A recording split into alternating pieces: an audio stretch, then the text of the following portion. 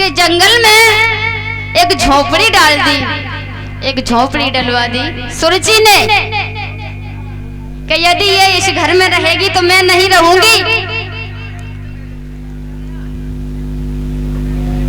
अरे नए नए महल बनवाए तब महल भूप तत्काल दुखी सुनीति नार की सत्य बताऊं हर। भैया वो तो पहले से ही दुखी थी बेचारी, लेकिन सहोत कहते हैं सौत ने इतना कहर कर दिया कि बेचारी दुखिया को चैन तो नहीं मिला और इससे भी ज्यादा दुख मिल गया।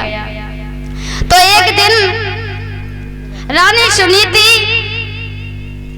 जब जंगल में उनकी झोपड़ी डलवा दी गई तो एक दिन राजा को बहुत दिन हो गए शिकार खेलने के लिए जंगल में नहीं गए थे।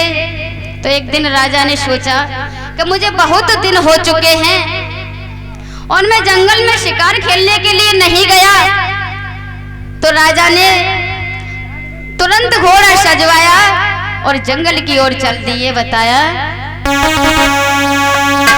अरे कितना चले शिकार बने मतो बनायो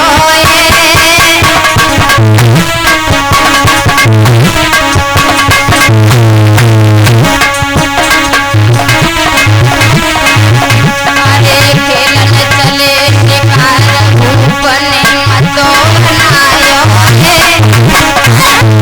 अरे है घोड़ा सवार भूप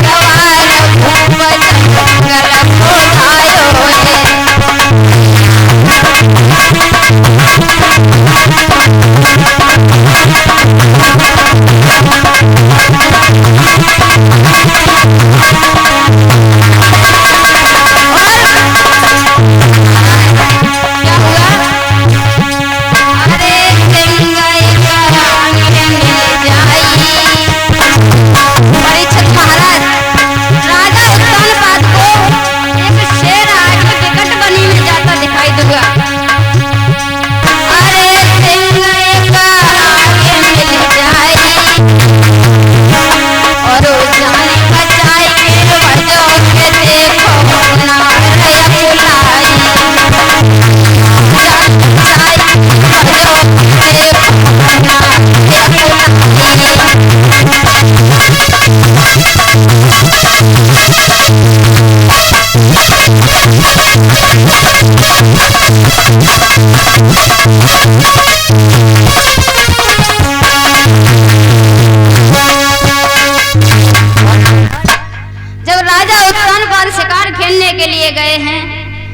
जंगल में एक शेर दिखाई दिया और महाराज एक बड़ी ही विचित्र घटना घटित हो गई जंगल में। उसी समय महाराज उत्तानपाद जंगल में ही गिर गए। बड़ा भयंकर आंधी तूफान आया और महाराज को कहीं जाने का रास्ता दिखाई नहीं दिया। तो महाराज ने सोचा कि यहाँ मेरी रानी सुनीति का महल है, सुनीति की झोपड़ी है, तो चलो आज मैं यहीं पर विश्राम कर लेता हूँ। शिकार खेलते खेलते रात हो गई थी महाराज को।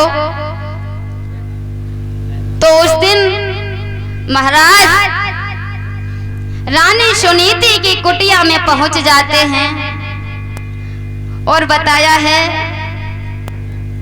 कि उसी समय मैया सुनीति ने गर्भ धारण किया है। बोली गोविंद भगवान की। और इधर मैया सुरुचि ने भी एक बेटा को जन्म दिया और मैया सुनीति ने भी एक एक बेटा को, दोनों ने जन्म दिया। देखो प्रभु की लीला, समय जात लागत नहीं बारा, कहाँ एक भी पुत्र नहीं था महाराज उत्तानपाद के, और आज कैसी प्रभु की लीला है, दो दो पुत्र हैं।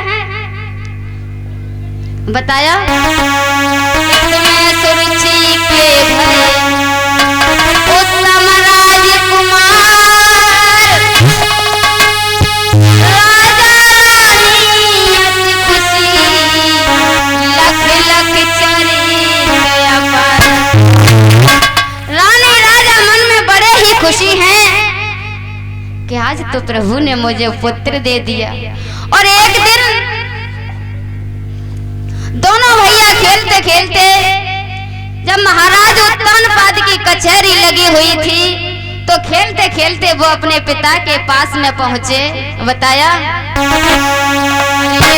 कचहरी जब भूपति की मन में खुशी मनावे, ध्यान से सुनना भैया।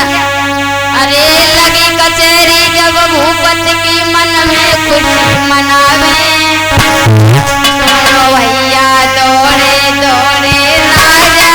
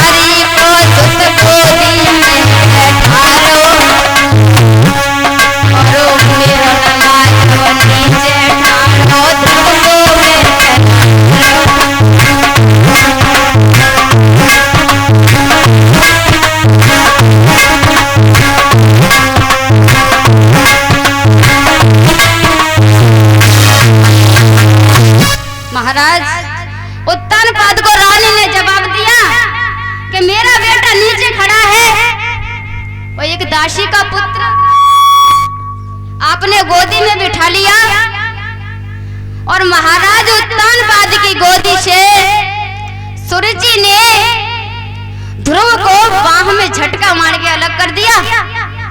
चल हट। और बोली है सूर्यजी, चल दूर खड़ा हो जा पापी, मुकाबले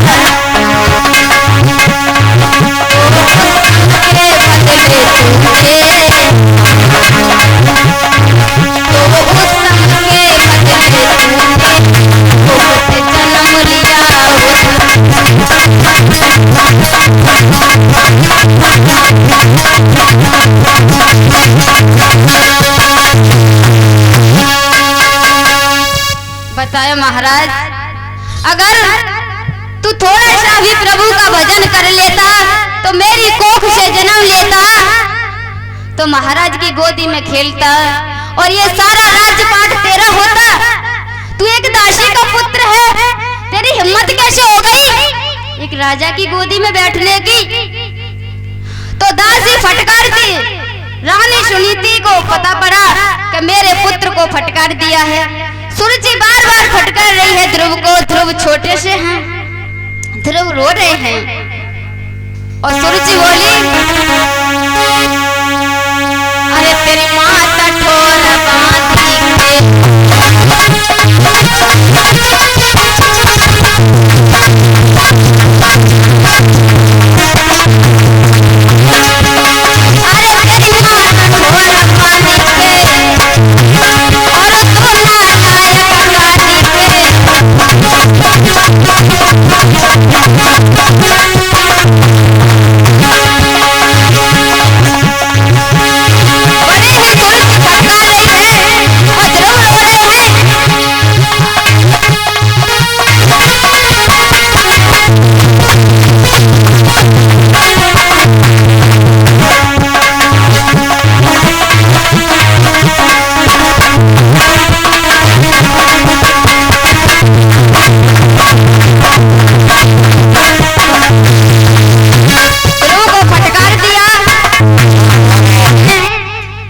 और कह रही है कि तुझे मैं ऐसा मारूंगी कि जहां तुझे कोई पानी देने वाला नहीं होगा।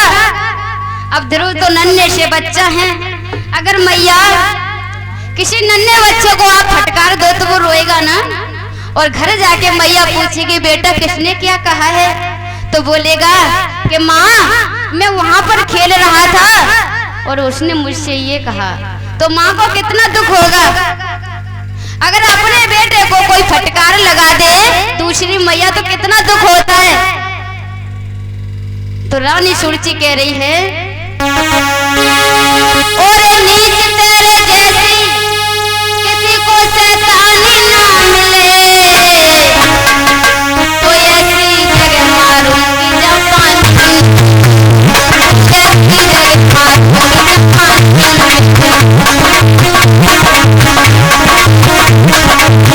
मारूंगी